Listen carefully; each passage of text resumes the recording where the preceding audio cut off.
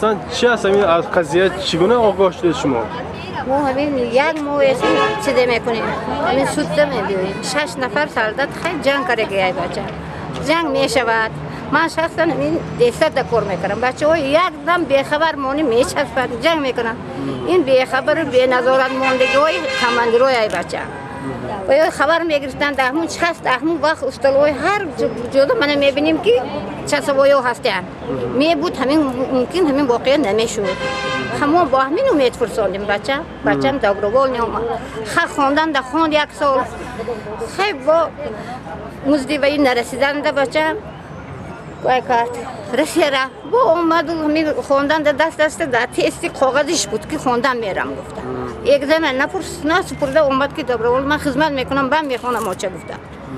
یکم بار وای نمیکرد شکایت نمیکرد. ما خدمت وای نمیکشیم بچه‌های کلانی هم در خدمت وای کرد. در وقت‌های جنگ خدمت کرد بچه. من 10 نفر به فرزند کلان کردم بچه. و همین وای تربیت کردم بچه. تربیتگر ما دولت سپردیم بچه جان. سپایای وظیفه هاشون تربیت کنن. ما همین 28 دادار آوریم.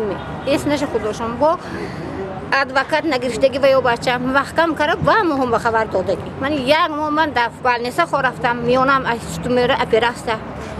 بچه فرزند بچه اومده من همین اشته ممکن نیست شما میشینم استول دلم شده بچه ما شده چیکار کنیم؟ و خواهش میکنیم که بچه ما خدمت کنن بچه ما مایل برزایتش خدمت کنن. خاطر گفتم بچه خفه نشه تو خدمت کن من میشینم جای تو ده گفتم. چیکار کنیم بچه جان؟ آخه جیانی من از پیش دسته خود خدمت رفتم. خودش گفت که من میرم خدمت مادر وطنم میکنم. من مرد هستم باید خدمت کنم. ما نفهمیدیم که این تمه شباب این زیر پنجره را میگیرم. فرزنده که پدر نداره. مادر بخنی جگر کلونش کرده. این پدر خودش کلونش کرده خدمت رفت.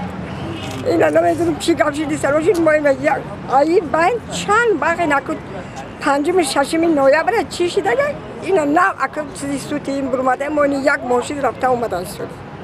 ما همین خواهش میکنیم که همینا رو به نظر گیرن آقا بچهای بی پدر با خواهش خودش رفته گیره بچهای جودو این همه خیلی شده من هیچ چیزی نمیفهمم. تو همین روز چند وقت باز اینجا در خدمت حربی بود؟ 1 سال شد خدمت کرده شده بود. اگر همین کار نمیشیدن و اوجه چی میشیدن؟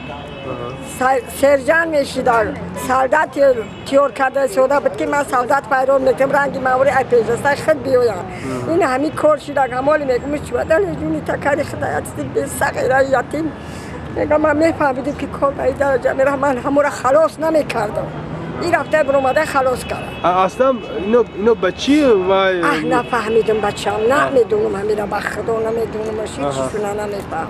یعنی در اینجا میگن اون هم خدمتش لطو کوب کرده شو؟ آه که همیتا میگن که لطو کوب کردن همی 6 نفر نمیدونم.